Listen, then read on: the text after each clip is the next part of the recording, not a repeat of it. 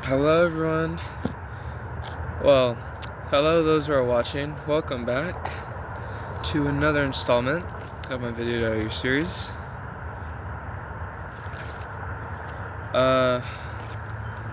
So this is actually the first installment I'm doing after I work, and I'm surprised I was able to do this at 5:30 in the morning, because I went to sleep at 11 last night.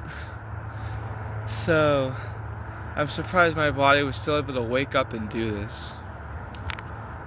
I'm just gonna go through the journal entry, and then I'm gonna go through the last 50 of that one essay. But it's not gonna take too long to get to that, cause the journal entry last night was really short, cause I didn't really feel like writing much because it was super late and I want to go to sleep. So yesterday was good.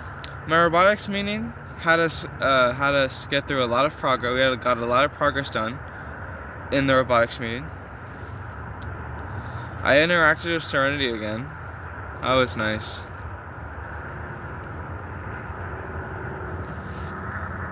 I had a physics. Like I said in the last entry, I had a physics test that day, yesterday. It wasn't that hard. I got a really good grade. Yesterday I finally had time to read and watch some Cowboy Bebop, which is nice. I watched episode 20? Yeah, 20. It was something called Pere Le Fou. Le Fou. I don't know how to pronounce it. It was a creepy episode though. It was very creepy. I mean, it was still good. I don't know if I've mentioned this. I can't remember if I mentioned this or not, but I actually do have a job. I might have mentioned it before, but where I work specifically is the California Magic Theater in Martinez, and what I do there is during while magicians are performing, I control lights and sound, like music, so to like elevate their performance so guests enjoy it more. I also help clean up afterwards. But it was good last night. The main performer for... Hold on, there's water dripping. Okay, sorry about that. But the main performer for this week, John Gardenier, he's a good guy. I like working with him. And typically, main performers do have a decent amount of cues that I need to work out. But he actually had this whole chip system to control his cues. So I actually did have I have a really easy my job is really easy this week, which I don't really mind if my job's easy or hard. I mean it makes me happy, I guess. Like, of course it makes me happy my job's a little easier from time to time.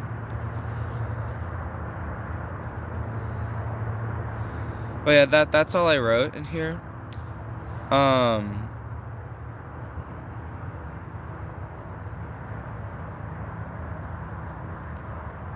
swear I was gonna go more in depth on something in this. It's fine.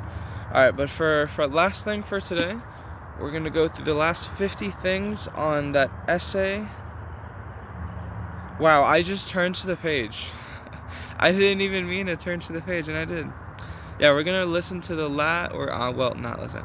I am going to read out the last 50 things on one of my favorite essays titled 101 Things More Worth Thinking About Than Whatever's Consuming You.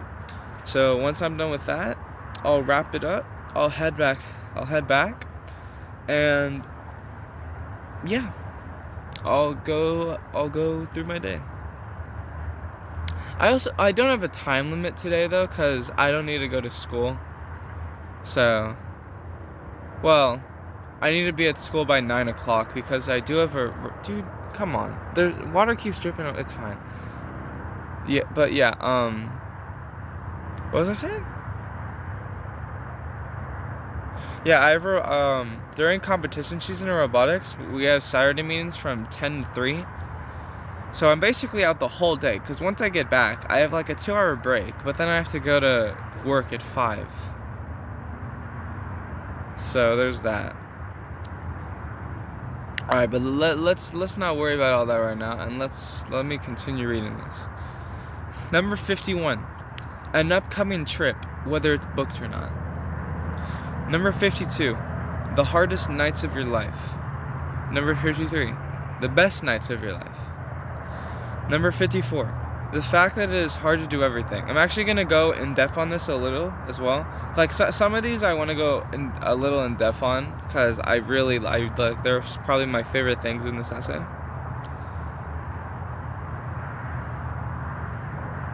Like I'm gonna like on some of these it has some text along with it. I'm gonna read some sentences along with it. I'm gonna read them for this one. It's hard to be in a relationship. It's hard not to be in one. It's hard to perform at a job you love and are emotionally invested in. It's hard not to be living your dreams by a certain age.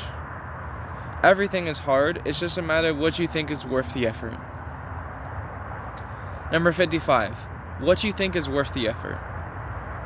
Number 56. Aesthetics you love. Number 57. What actions, choices, and behaviors you think could have saved your parents. Number 58. Your singular deepest fear.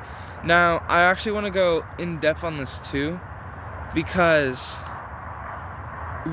up until recently, my singular biggest fear by far was dying alone. And I don't think I've ever told any of my friends that, because like it's like a sensitive topic for me. But it's like, what do I mean by that? My fear, what I wanted to do to counteract that fear was to be able to like die, I wanted to be I wanted to get to a point where my funeral won't be empty, basically. Like there will be a lot of people. Oh god, I just realized there's a dead bug in front of me. Oh, isn't that ironic? After talking about death. But recently, I realized that it's not ideal to think about that. And because in reality we all die alone. Like there most likely will be people at our funerals, but we all die alone. We all die, like the moment we die, we're typically like not surrounded by, we're like a lot of the time when people die, they're not surrounded by people. But yeah, so that idea has kind of helped me like get over that fear a little. It's still there a little, but it's not nearly as strong as before. I can't really decide my singular greatest fear right now.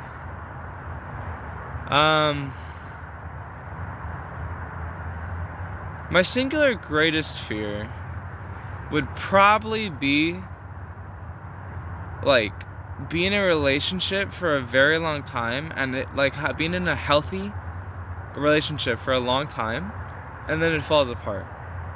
That's probably my singular greatest fear, and that's not a good fear to have, because even if you're no matter how long you're in a relationship, you can still learn from the ones you lose. So yeah.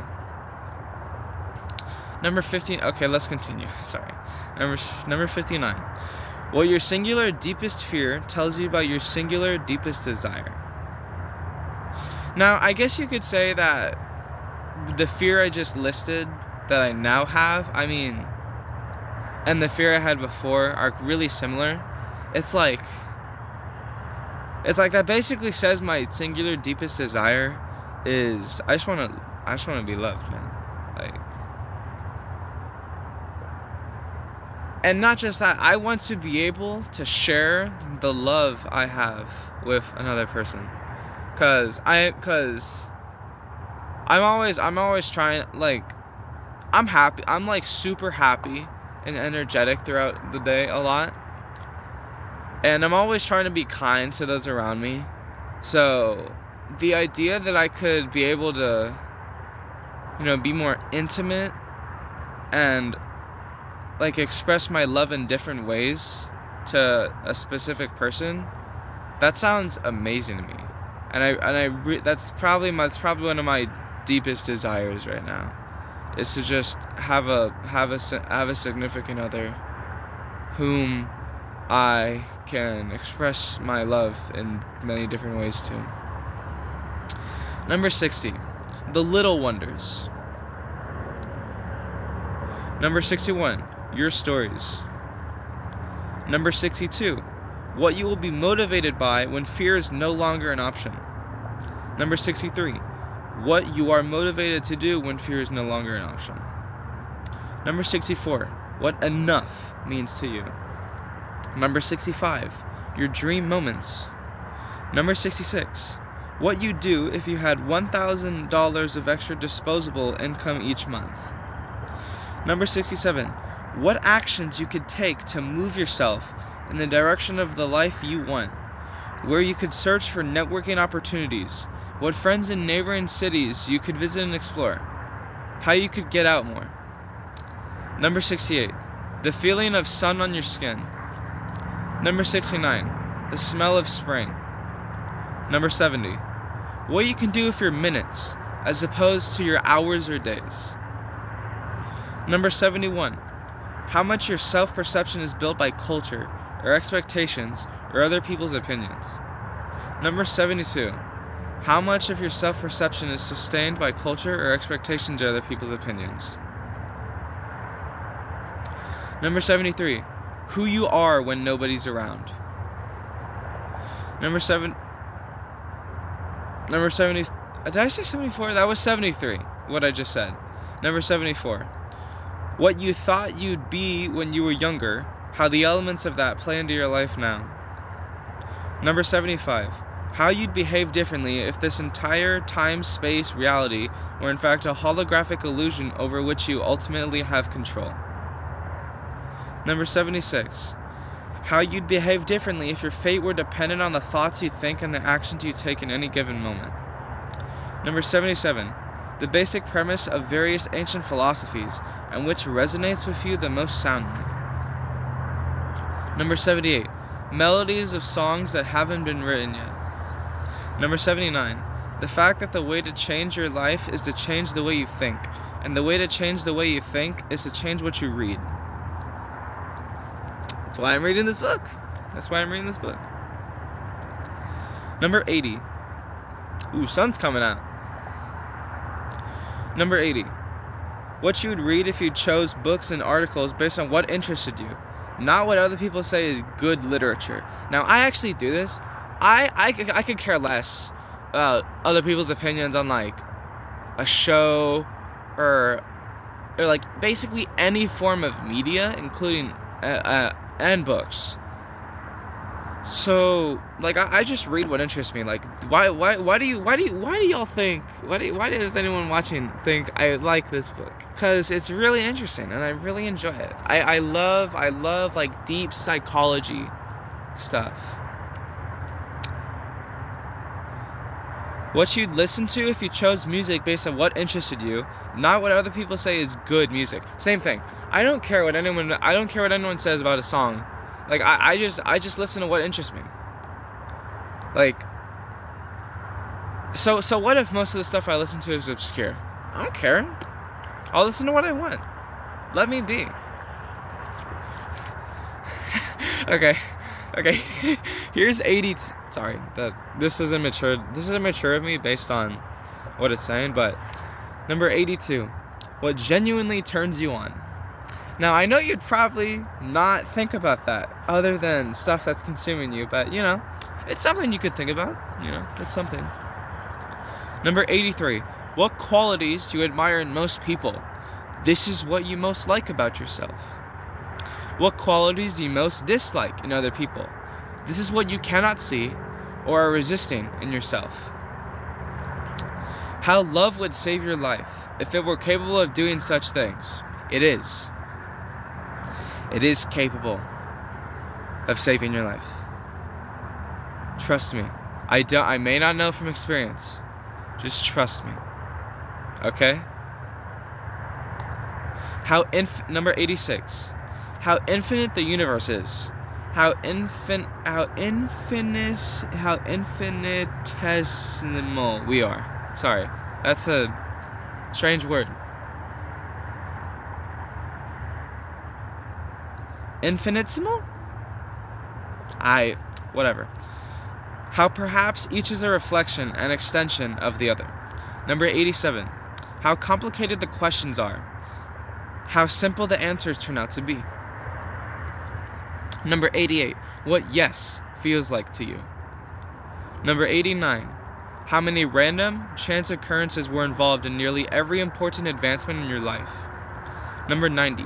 A mantra, or many mantras, all of which work to support your unwavering conviction that the future will be different, and you will figure out how to make it so.